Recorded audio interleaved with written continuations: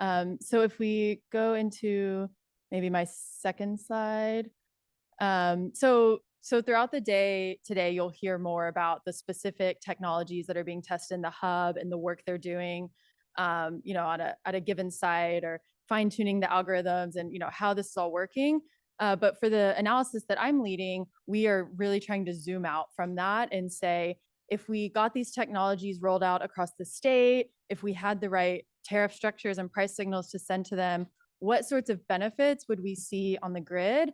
And what would the cost and benefit sort of value proposition be to the customers choosing to enroll on these tariffs and adopt these technologies? And the goal here is to guide the research within CalFlexHub, so figuring out which technologies could benefit more from finding ways to reduce their costs versus improving performance. And as researchers, we're all interested in more broadly outside of the hub what we can learn about the direction we're going in terms of dynamic rate design policies, and where policies like incentives or the demand, the flexible appliance standards may have a role in helping improve these numbers. So on the next slide, we see kind of the high level overview of all the considerations we bring into our modeling. So we characterize each technology we want to model in terms of what's the potential customer base, what building types are being targeted, what end uses, and what is the actual end use equipment that's being looked at. So a heat pump water heater versus, a resistance water heater. And that way we can get a sense of the scale of that customer base. And then we characterize the cost and performance of those technologies as well. We then pair that with a baseline load model that we've developed for our work for the Public Utilities Commission on our demand response potential studies. And that's a model that's statewide or IOU wide for clusters of customers, and it's disaggregated to the end use level and forecasted into the future. So from that baseline load, we then are able to apply the flexible technologies and then send it a couple of different price signals to see, these rate structures don't currently exist and we don't know exactly what they're going to look like. So we test out a few different scenarios for that.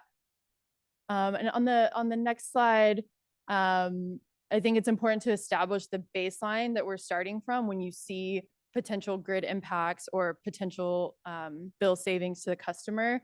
On the cost side, we are trying to capture what is the cost of making the appliance flexible. So not the whole cost of electrifying a water heater, not the whole cost of your EV charger, but just making it flexible in that it can respond to an hourly price signal. So beyond just a manual or a scheduled response.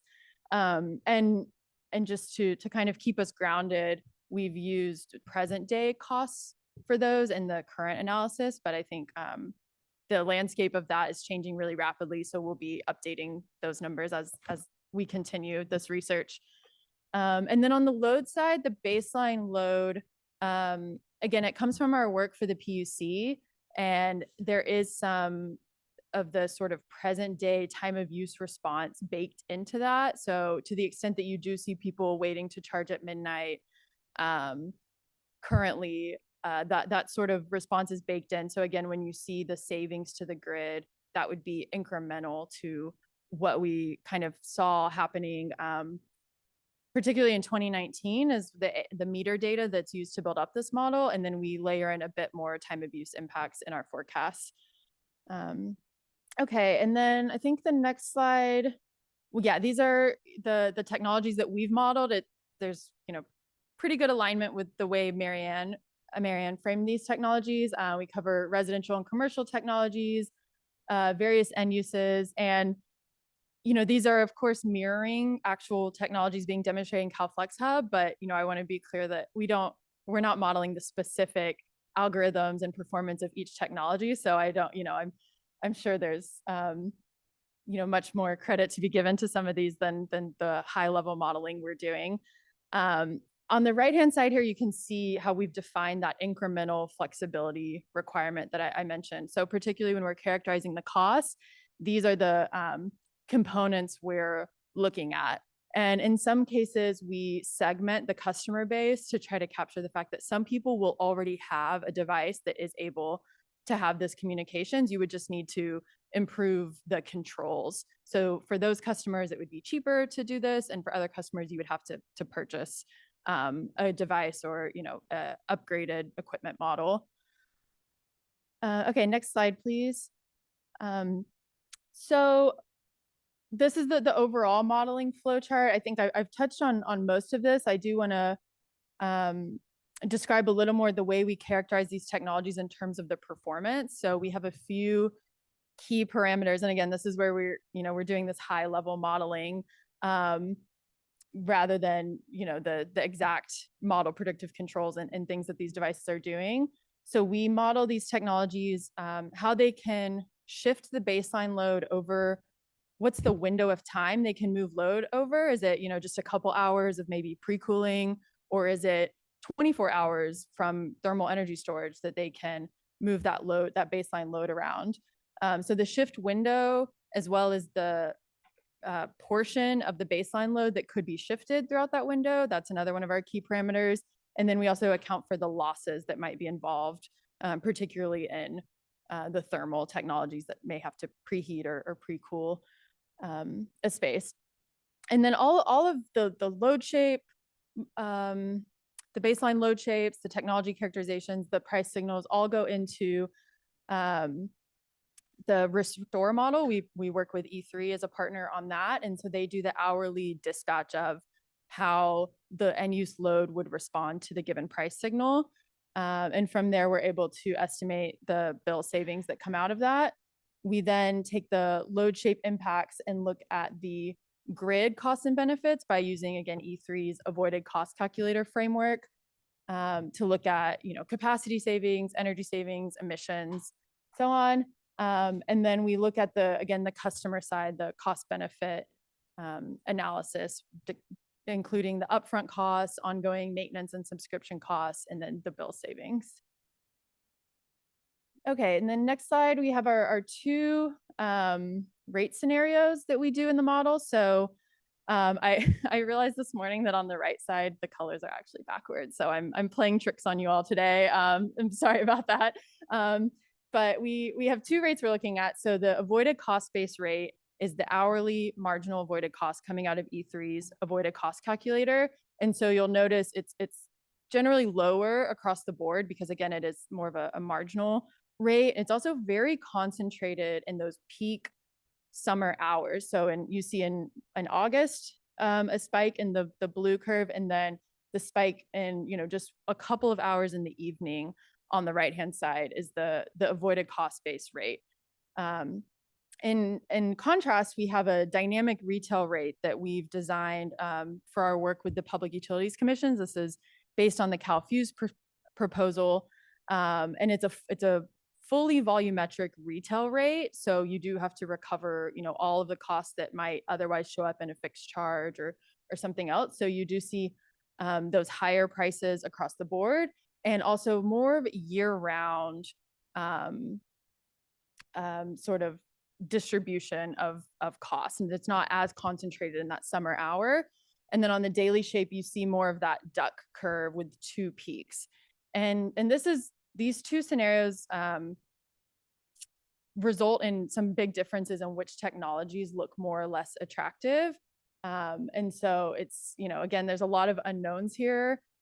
We are staying engaged with the PUC and the different IOU proposals for these rates, but we don't know what they're going to look like. So this gives us a good idea of, some of the sensitivities there. Okay, so now we can get into a couple of the results. So here we've taken our customer cost benefit analysis and converted it into the results into a payback period. And you can see here on the right side, for each technology, there's two values for those two, if the bill savings come from one of those two different price signals. And then you also have for reference the lifetime of the technology so that you can see, does it pay off within its life? And I should add that these are averages across the entire customer base that's modeled. Our customer load model has those customer clusters. And so we have people who are small energy users and large energy users, and people who typically have a daytime peak or an evening peak, all separated out. So we can see a really wide range of impacts, and these values just represent the average. So on the left, you see technologies that are controls based, so low cost, and that are very targeted to large customers. So large customers, high energy bills, you get a lot of savings. And so you can pay off those technologies extremely quickly. And then, moving into the, still under 5-year payback period, we have some of the thermostat and cooling based technologies. And you can see the difference between the two price signals there. So on that ACC rate that was very concentrated in the summer hours, you have a much lower payback period than on the dynamic retail rate we tested. And then on the residential EV technology, we have low payback periods in either case, and actually slightly lower on that dynamic retail rate because you are able to save money every day of the year on that signal. So there's obviously a lot of technologies not included here. The more you have to pay upfront in terms of hardware, or even to the extent that you're putting in thermal energy storage, it is going to be harder to pay that off with bill savings alone. So we're kind of looking into keeping up to date with how we should be modeling those costs, and also kind of helping to focus the research, or talk to policymakers on ways to bring down the cost of those technologies. Okay, and then my last slide is kind of the other category of benefits that we look at here, which is the benefits to the grid. So in the avoided cost calculator, there are a few different categories of capacity costs, and the hours of the year that drive the need for that capacity are slightly different. So that's why we have 3 different values in these results for each technology. And what we've looked at here is for those hours where the capacity is kind of being defined, those peak hours, how much does that come down when these technologies are responding to the price signals? So on the high end, on the left side, you see some of these mass market cooling technologies. So the residential smart thermostats get you, close to 2.5 gigawatts of generation capacity reduction. And then the smart fan project that we modeled is also applicable to some of the commercial sector. So you get a bit more there. And of course, you can't stack all of these technologies because some of them are overlapping. But that gives you a sense of the order of magnitude of how much load would potentially be controlled and reduced by these technologies. And then as you move down the line, you see the EVs getting a bit over 1 gigawatt. And again, this is, there is some level of price response, time of use response already baked into the baseline. So this is incremental to that. There's also, this load model was developed 2020, 2021, and things are moving very quickly in terms of the EV goals and EV adoption, as well as electrification. So some of the water heating technologies, our forecasts include, what level of electrification was expected when we built the load model coming out of some of the other state studies. But I think there's, room for that load to grow even much more, both in our modeling and in the state. And other thing I want to point out is some of those technologies that looked very attractive from a payback period perspective are smaller in terms of the grid benefits. You still get a few hundred megawatts from these MPC technologies, but for a technology like that, maybe the research focus would be more about expanding the types of buildings that the technology is being designed for, expanding the adoption, rather than a technology that we might want to focus more on reducing the costs. So yeah, we're looking forward to continuing our research in this space and working more closely with the technology teams over the next months to a year to refine our assumptions, to kind of stay up to date with what's going on with the appliance standards and with the field demonstrations, and see what else we can learn. So thank you. Thank you.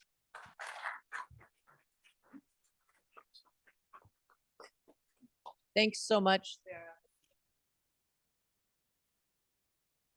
We are going to transition now, but we're not going to take Q&A just to save time, but you can For those of you here in person, you can catch Sarah in the lobby. I